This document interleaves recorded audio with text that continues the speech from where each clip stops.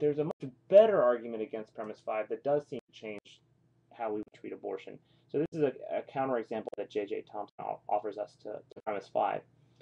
She says, say that you have a rare blood type and that you share it with some very powerful person somewhere. This isn't her exact example. This is just a quick version of it. As it turns out, that powerful person's heart is malfunctioning and he needs a constant infusion of matching blood to survive. In order to save him, his employees have been instructed to go to extreme lengths, and as a result, they have kidnapped you and placed you in a hospital where you've been hooked up to a machine that uses your blood for both his and your own body. It is a temporary condition, 6 months, but if you leave the hospital early, the man will die. Are you morally required to stay, or is it praiseworthy but not required? The idea here is that while we would say that this person's going above and beyond, right, they're praiseworthy. If you're willing to give up 6 months of your life just to save this other person who needs your blood, and then we think that you're a moral saint, right? You've done something that you're not required to do, but it's good that you did. But the important point is that we don't think that you're required to do it. Right? That person doesn't have a right to your body. You don't have to enslave yourself just to save that other person.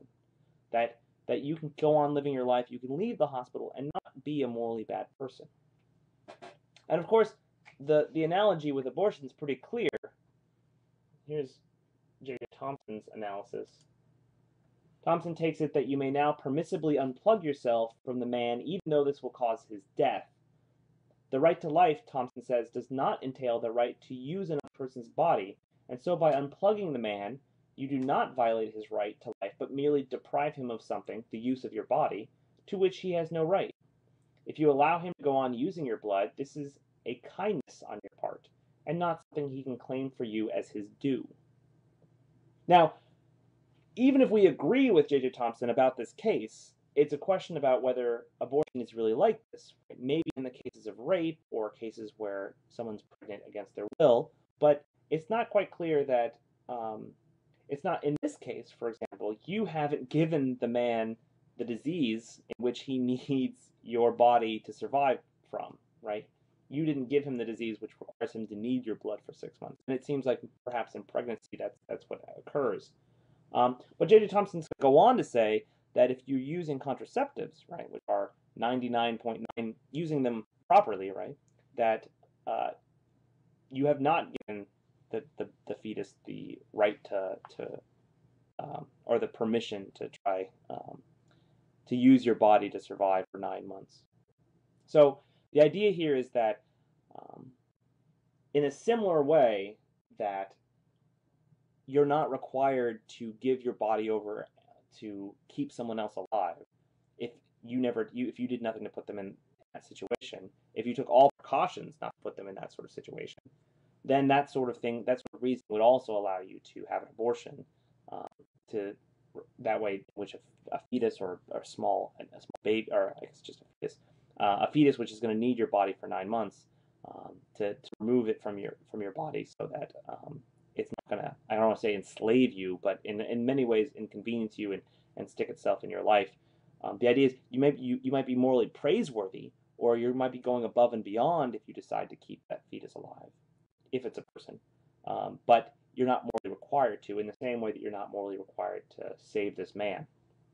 Now, J.J. Thompson's argument hinges on the idea that the anti-abortion groups have already succeeded at proving premise 1, right? So J.J. Thompson's not even going to agree to premise 1, at least for the first couple weeks of the pregnancy. But assuming that fetuses are persons, at least at some point in the pregnancy, then J.J. Thompson's making a further argument here that even in those cases, as long as you didn't do anything stupid, right, as long as you took all necessary precautions to make sure you didn't get pregnant, then the fetus has no right to your body, right, the use of your body to stay alive. Now, clearly we might say, well, the only 100% secure way not to get pregnant is to stay abstinent, and that by having sex at all, even with contraceptives, even with birth control or condoms, that's still not enough of precautions to make sure you stay pregnant, you don't get pregnant. But J.J. Thompson, I think, is going to point out correctly that the standard of error, 99 they're about as effective as they can possibly be. If you in your car and drive today, and some terrorists, I'm trying to think of a scenario where, but you're putting other people at risk, right? There's an additional car on the road.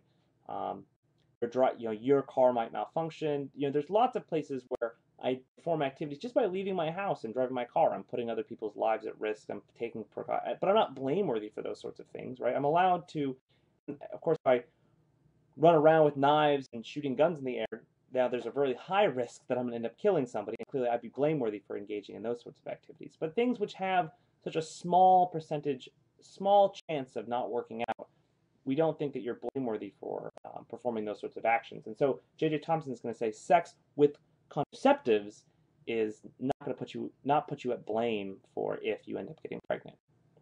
But that's another point in which we could worry about her argument. So here we've seen a number of ways in which this argument can go. We've seen this is sort of the right to life argument. I've got revised 2 here. By revised 2, it's just the one with the word person in it, people in it. This is sort of the basic framework of any sort of argument concerning abortion. You're going to have a lot of debates about whether premise 1 is true. A number of debates are going to talk about whether when someone becomes a person, when a fetus becomes a person, if a fetus has the trait of being a person from all along, or that you only become a person when you have these adult human traits, and if that's the case, then what does that mean for our treatment of infants in the senile? So there's all those sorts of debates about that first premise. But also, recently, there's these other debates, these additional debates about the fifth premise. Right? Clearly, we know that the fifth premise, as I've had it written at least, wouldn't work because of the self-defense exception that we would need to write in. But J.J. Thompson's also giving us a number of an interesting sort of way in which premise 5 might be false, which means that you're allowed to have an abortion, morally permitted to have an abortion if you were using contraceptives. Of course, if you weren't, if you were being reckless, J.J. Thompson would say you don't have the moral right to have an abortion. So the way in which he's going to endorse premise 5 or attack premise 5 and endorse the morality of abortion is going to be limited in a certain way, constrained by a certain thing. You have to have been trying not to get pregnant and doing everything that could be expected of you not to get pregnant. But at the very least, she's definitely going to fall into the pro-choice camp, the defense of abortion camp, because the number of cases in which she's going to be saying abortion is moral, or at least morally permitted, are going to be so large that I'm sure that people who think the abortion is immoral are not going to want to welcome her argument onto their side. Well, that's it. That's all I have on this debate about abortion. The only other thing which I forgot to mention going through is that when we talk about a fetus being a person, because eventually it will have the trait of personhood, there's also the additional worry that it might take. I mean, what about sperm, right? Do sperm will eventually become a person? So do they also have the right to be a person? And some of the pro life arguments, the arguments that abortion is immoral because it's taking away a potential human or something that eventually will have the property of being a human.